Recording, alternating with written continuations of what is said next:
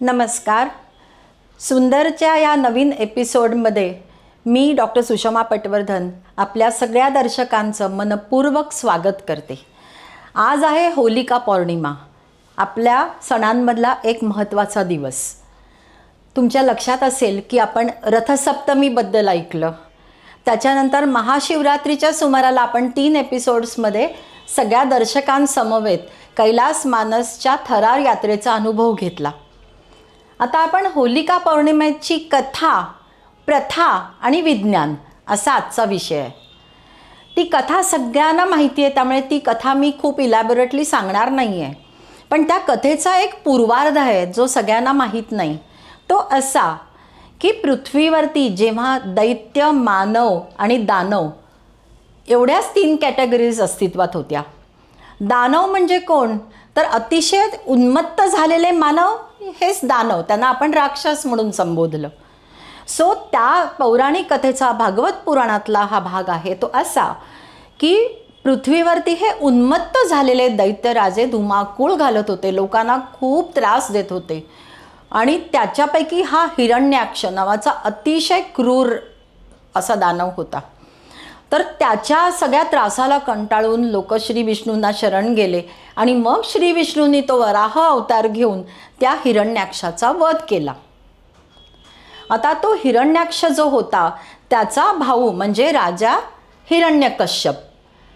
हिरण्यकश्यप त्याच्या इतकाच किंवा त्याच्यापेक्षा थोडा जास्तच उन्मत्त आणि अतिशय क्रूर होता.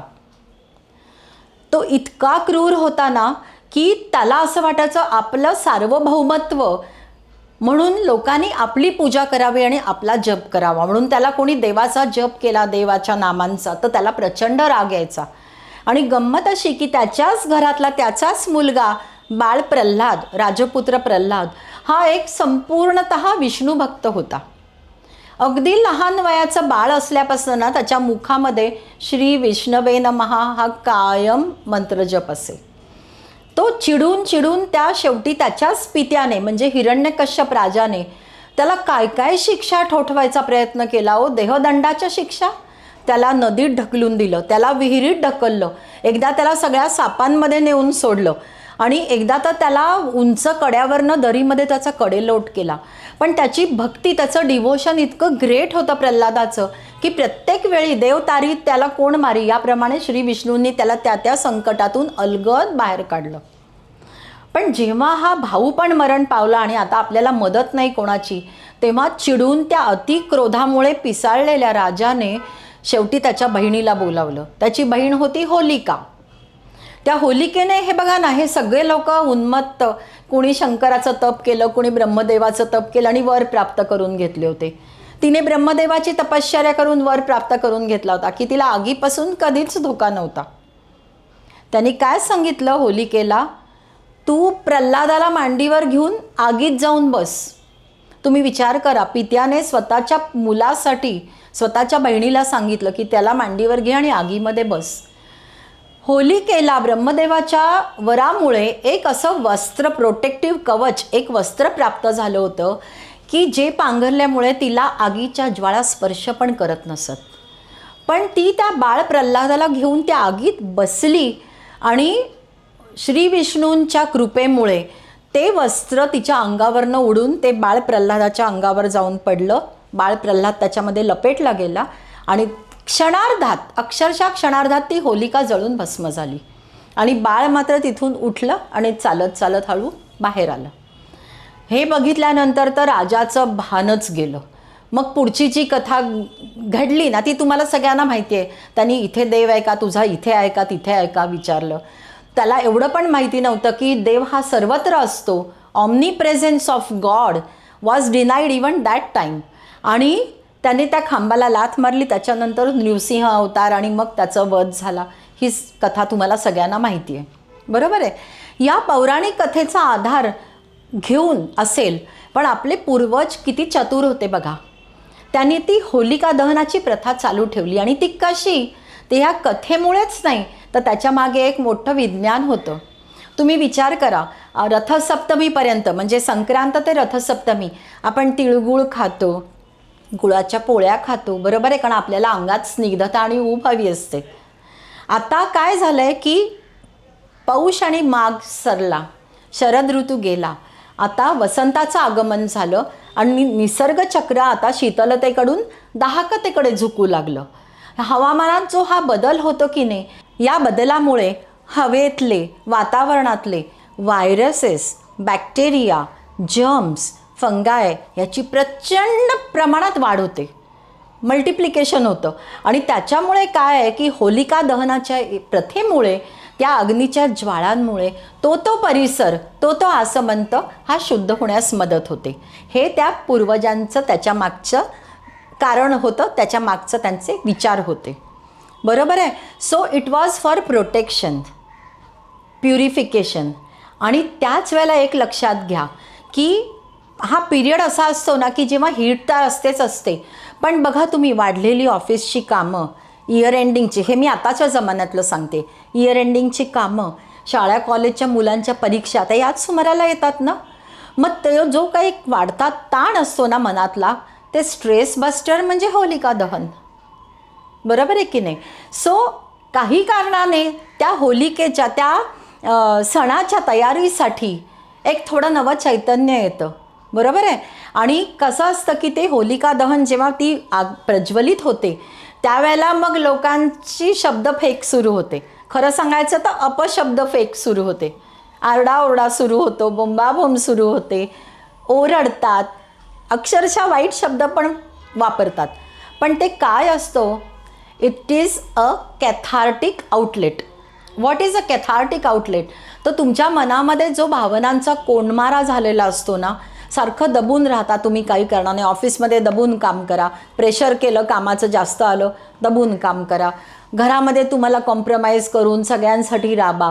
सगळ्या लोकांना हे एक आउटलेट असतं त्यांच्या अँग्विश, अँगर, stress, over thinking, अँग्विश, अँगर, over thinking, anxiety आणि ज्या काही साठलेल्या तुमच्या भावना असतात त्या भावनांना हे आउटलेट असतं. सो हे कॅथार्टिक आउटलेट कोणी ओरडून व्यक्त करतात, कोणी शब्दफेकीने व्यक्त करतात. हे त्यांच्या भावनांचा होणारा तो निचरा असतो. सो हा एक अँगल होता होलिका दहनाच्या प्रथेमागे. आता मी तुम्हाला म्हटलं तसं आहारात बदल झाला. आपण गुळपोळीवरनं आपण पुरणपोळीपर्यंत आलो. पुरणपोळीवर तुपाची धार, सो दॅट पचन नीट व्हावं. पुरणपोळीतला गूळ रिच इन आयर्न, चण्याची डाळ असते पुरण, रिच इन प्रोटीन, त्याच्यावर तूप म्हणजे ते तुपामुळे तुमचं अन्नपचन व्हावं.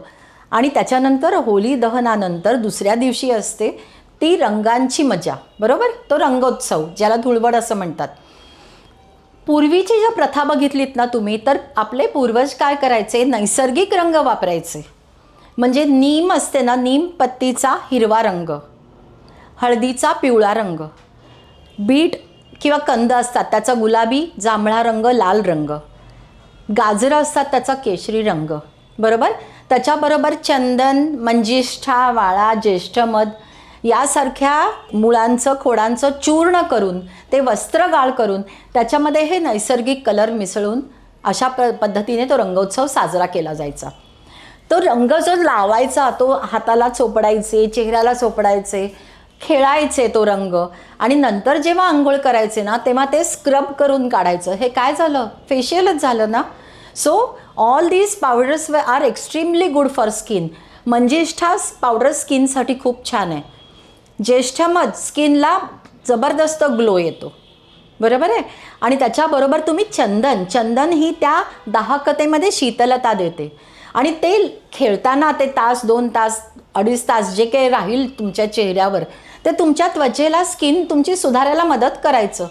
आता जे स्वरूप आलं ना, त्याच्यामध्ये सगळे आर्टिफिशियल नको ते कलर आले, फ्लोरोसेंट कलर्स आले, ऑइल पेंट आले, काय काय लावतात, दुनियेच्या जे काय अवेलेबल आहेत ते कलर चोपडतात. हे सगळं बरोबर नाही हो. त्याची प्रचंड ॲलर्जी येते, डोळ्यांना त्रास होतो, केसांना त्रास होतो, स्किनला त्रास होतो. पण हे लोकांनी आता शहाणं होऊन बदलायला पाहिजे ना. सो हे जर केलं ना तर खूप फरक पडेल. नैसर्गिक कलर वापरा आणि तुम्हाला जितकी काय मजा करायची ती करा. तुम्ही नव्या दमाने, ताजेतवाने होऊन पुढच्या वाढत्या कामांना, वाढत्या अभ्यासाला सामोरं जाता. That's it. हे लॉजिक आहे, प्युअर लॉजिक आहे. सो म्हणून या ज्या कथा आपण ऐकत आलो त्या पुढे चालत राहतील, अशा काही विस्मृतीत पण जातील, पण त्यातलं चांगलं ते घ्या ना. कारण असं म्हणतात ना की आगीतून तापून निघतं ते खरं बावन कशी सोनं असतं की नाही. सो या it has stood the test of time. That itself it means that there is something, some gist in it which has to be carried forward to the next generations. आपले पूर्वज चतुर होते, चाणाक्ष होते आणि they had a vision, a clairvoyance property in their thoughts, जे आपल्याला नक्की ॲप्रिशिएट करायला पाहिजे की त्यांनी पुढच्या काळाची चाहूल जणू ओळखून आपल्याला काही रूढी नियम घालून दिले बघा. हां, आता आपण ह्या परंपरा ज्या पाळत आलो काही प्रमाणात, त्याच्यामध्ये त्यांनी काय सांगितलं की आपल्या संपूर्ण वर्षात म्हणजे मराठी कॅलेंडरप्रमाणे चैत्र ते फाल्गुन पूर्ण वर्षभरामध्ये 4 त्यांनी हाय एनर्जी पोर्टल्स सांगितली. What are the high energy portals? जसं मी तुम्हाला म्हटलं की तसं या पंचमहाभूत, आपलं शरीर पंचमहाभूतांनी बनलेलं आहे. शरीरामध्ये 69.7% वॉटर एलिमेंट आहे, बरोबर आहे. आपण जेव्हा युनिव्हर्सल किंवा कॉस्मिक एनर्जीशी कनेक्ट होतो ते कनेक्शन थ्रू क्राऊन चक्र आपल्याला कनेक्ट करतं. सो रेकीचं प्रिन्सिपल पण तेच आहे की आपली जी फिंगर्स, आपली सगळी चक्र आहेत ना, when we connect to that cosmic energy we imbibe the maximum energy for good health. So त्यांनी ही 4 हाय एनर्जी पोर्टल्स सांगितली ना, ते सगळे आपले सण आहेत बघा. एक म्हणजे आपण नुकताच अनुभवलं आहे महाशिवरात्रीचं, बरोबर. महाशिवरात्रीनंतर आजची होलिका पौर्णिमा. हां, होलिका पौर्णिमेनंतर तिसरं एनर्जी पोर्टल कुठलं आहे माहिती आहे? दिवाळीची रात्र. आणि चौथं कुठलं असेल? Can you imagine? It is Janmashtami. So these are the 4 high energy portals which connect you to the cosmic energy through त्यांनी जे घालून दिलेले मंत्रोच्चार, त्यांनी सांगितलेली व्रतं, त्यांनी सांगितलेलं आहाराचं नियमन आणि त्यांनी घालून दिलेला discipline. So isn't it very amazing? मला तर हे खूप इंटरेस्टिंग वाटतं, म्हणून मी याचा अभ्यास केला. असं वाटलं की सगळ्यांपर्यंत हे पोचावं की काय इम्पॉर्टन्स आहे याचा. नुसतं तुम्ही blindly are not following their path, you are evaluating, you are finding the evidence based factors about it and then you are following it. Okay. So आता या होलिकेबद्दल आपण ही सगळी माहिती मिळवली. आता त्या होळीच्या अनुषंगाने मी तुम्हाला काही इंटरेस्टिंग गोष्टी सांगणार आहेत. त्यातलं पहिलं आहे भ्रामरी प्राणायाम. मी प्राणायामाबद्दल डिटेल्स सांगणार नाही आत्ता. एक भ्रामरी प्राणायाम सांगणार आहे, तोही का ते कळेल तुम्हाला. सो हा प्राणायाम कसा आहे ना की जो तुम्हाला एक नवीन चैतन्य देतो. ओके. तुमची जी चक्र असतात ना त्याच्या शुद्धीकरणाकरता भ्रामरी प्राणायामाचं खूप मोठं योगदान आहे. भ्रामरी प्राणायाम तुमचं ब्लड प्रेशर पण रेग्युलेट करतो. सो हा भ्रामरी प्राणायाम जर तुम्ही षण्मुखी मुद्रेबरोबर केलात तर तो जास्त इफेक्टिव्ह होतो. सो तो कसा करायचा हे मी तुम्हाला सांगणार आहे. प्रथम तुम्ही एका जागी बसा, तुमच्या पाठीचा कणा सरळ ठेवा. ओके. रिलॅक्स व्हा. त्याच्यानंतर 3 वेळा डीप ब्रीदिंग करा. Inhale, exhale. शॉर्ट ब्रेथ नको, डीप ब्रीदिंग करा. आणि नंतर तुम्ही इनहेल केल्यानंतर जेव्हा एक्झेल कराल ना तेव्हा you make the humming bee sound. What is Bhramari? It is the humming bee sound. भ्रमर असतो ना तो कसा गुंजन करतो, तो साऊंड आला पाहिजे. आणि ती कंपन आहेत ना ती आपल्या पूर्ण चेहऱ्याचं आणि शरीराचं मायक्रो सर्क्युलेशन अतिशय छान करतात. सो कसा करायचं मी दाखवते. Seat properly. Do deep breathing. Close your eyes with your index finger. Lightly compress your nostrils with your middle finger. Keep the ring finger on your upper lip. Keep the little finger on your lower lip. And with your thumbs, you close the ear apertures. Now this is your Shanmukhi Mudra. And now you do the Bhramari. How you do? You watch.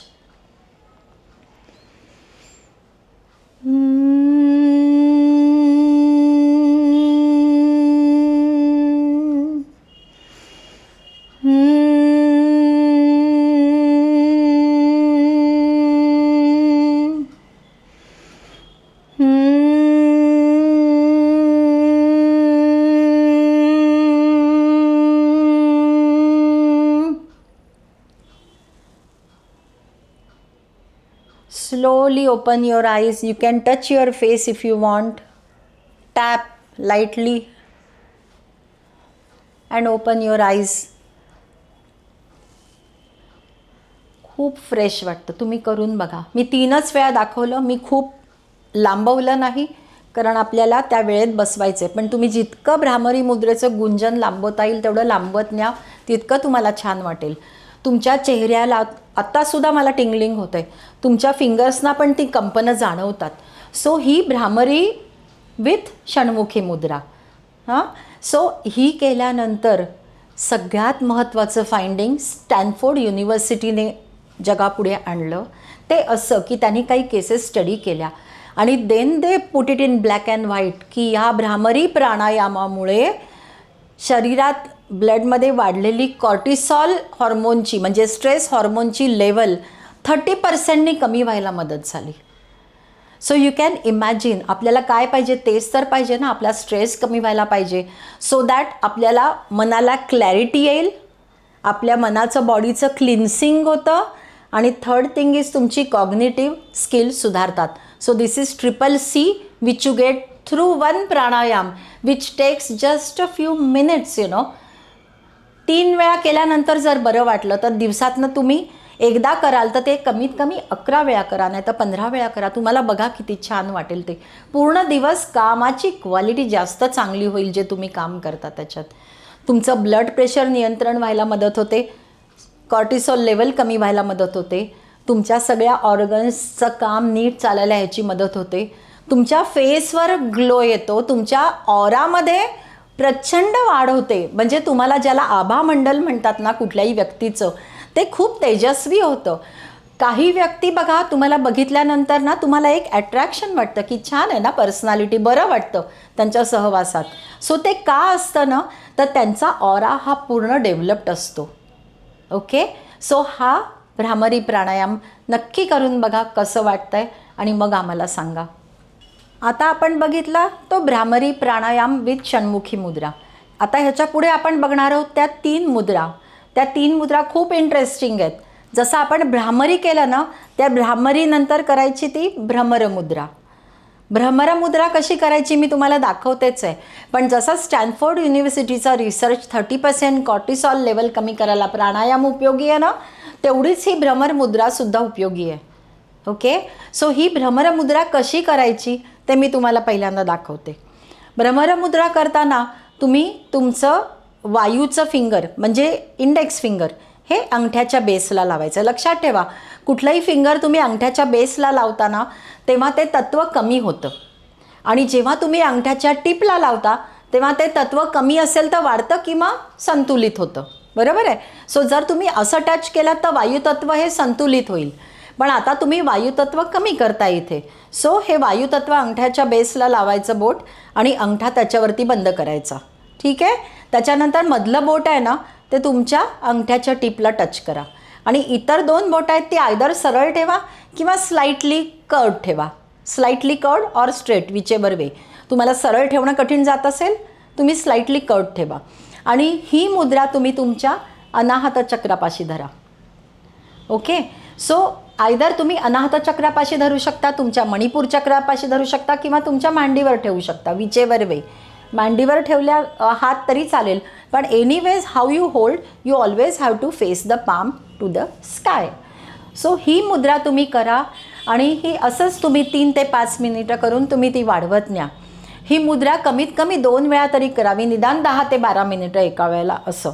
तर या मुद्रेमुळे सुद्धा तुमची cortisol level कमी व्हायला मदत होते. म्हणजे भ्रामरी प्राणायामाला पूरक अशी ही भ्रमरमुद्रा आहे. याच्यामुळे तुमचं BP संतुलित राहायला मदत होते.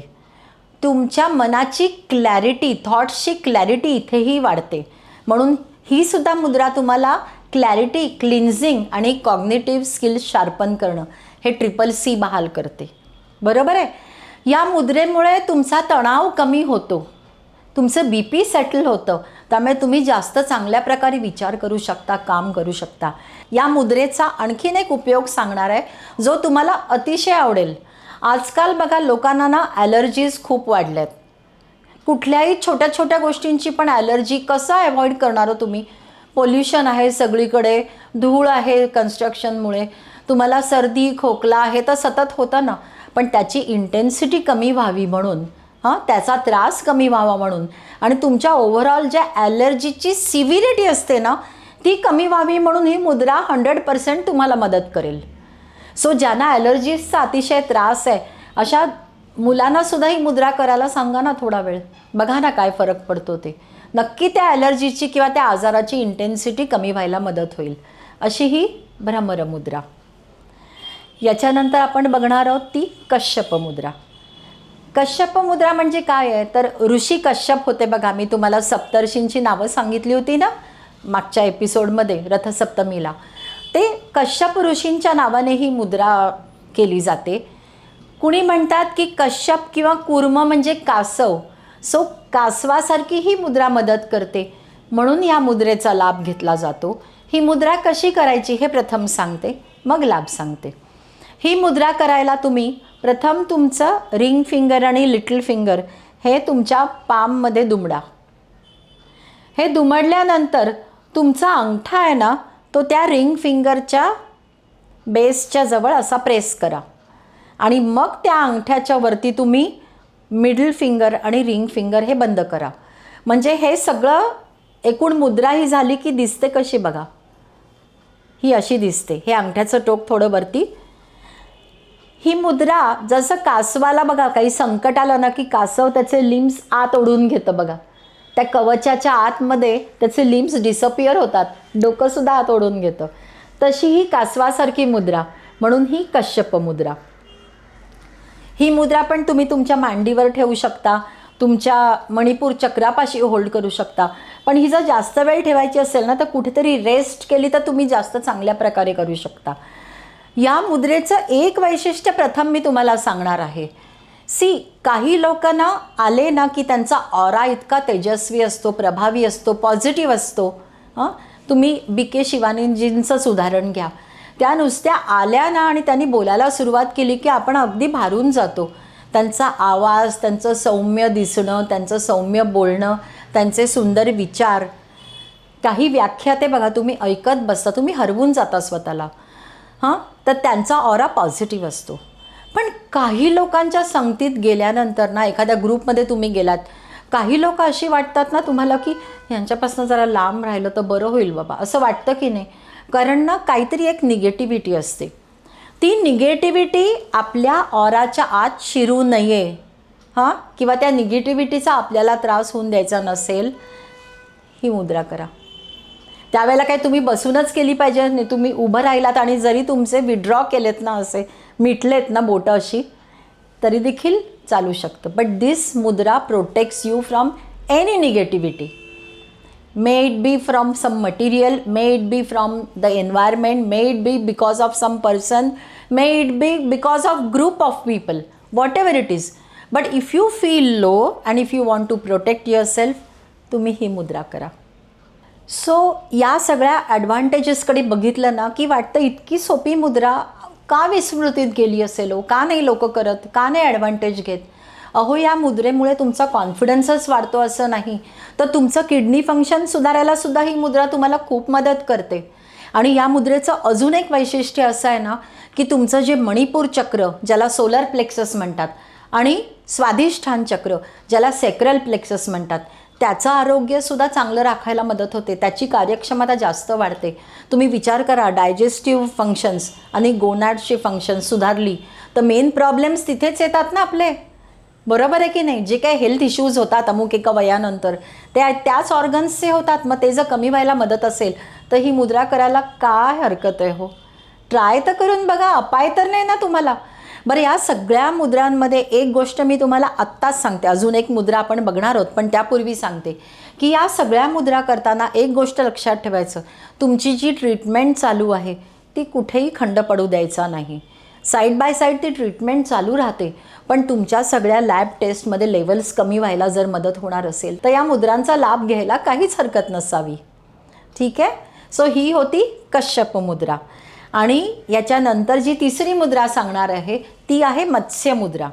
आता या 3 मुद्रा मी का एकत्र घेतल्या माहिती आहे, pertaining to that season, pertaining to that situation. तुम्हाला या मुद्रा त्या त्या वेळेला उपयोगी पडणार आहेत म्हणून मी या सांगितल्या. मत्स्य मुद्रा कशी आहे तर तुमचा डावा पाम असा ठेवा, जमिनीला समांतर. त्याच्यावर तुमचा उजवा पाम असा पालथा घाला, अंगठे सरळ ठेवा. इफ यू रिमेंबर, किंडरगार्टनमध्ये आपण सुद्धा फिश दाखवताना आपल्याला टीचरने ही मूवमेंट शिकवली होती की नाही, तीच ही मुद्रा आहे. पण इथे अंगठे हलवायचे नाहीत, इथे अंगठे सरळ ठेवायचे, पॅरलल टू द फ्लोअर ठेवा. या मुद्रेचं वैशिष्ट्य काय माहिती आहे का? ही मुद्रा ऑस्टिओपोरोसिसच्या वेदना कमी करायला मदत करते. ऑस्टिओपोरोसिस चुकलेला नाही आहे कोणाला. जसं वय होतं ना तसं झीज होते आपल्या बोन्सची. ऑस्टिओपोरोसिसमुळे प्रचंड वेदना होतात, त्या वेदना कमी करायला ही मुद्रा मदत करते. ही मुद्रा ऑल्सो तुमच्या जलतत्वाचं संतुलन करते. जर वाढलेलं असेल तर कमी करणं किंवा रुक्षता आली असेल तर ती लेवलला आणणं, ही मुद्रा काम करते. आणि तिसरा ह्याचा उपयोग काय माहिती आहे का? मोबाईलचे दुष्परिणाम कमी होतात. एका हातात सारखा सतत मोबाईल धरून किंवा सतत त्या कीबोर्डवर तुमची कॉम्प्युटरसाठी तुमची दिवसभर जर अशी बोटांची जखडल्यासारखी हालचाल होत असेल तर एक नक्कल्सना पण स्टिफनेस येतो की नाही बोटांना. सो त्या वेदना कमी व्हायला किंवा मोबाईलचे दुष्परिणाम कमी व्हायला ही मुद्रा अतिशय महत्त्वाची आहे. आणि जॉईंट पेन कमी करायला पण ही मुद्रा महत्त्वाची आहे. सो आज होलिका पौर्णिमेच्या निमित्ताने आपण कथा, प्रथा, विज्ञान याबद्दल चर्चा केली. त्याच्याच अनुषंगाने मी तुम्हाला एक भ्रामरी प्राणायाम आणि ह्या 3 मुद्रा, भ्रमरमुद्रा, कश्यप मुद्रा आणि मत्स्य मुद्रा या सांगितल्या. असाच आपला प्रवास आपण पुढे चालू ठेवणार आहोत. सो आता इथेच थांबते. Stay connected, stay happy, stay rooted, because our tag line is going back to the roots. धन्यवाद.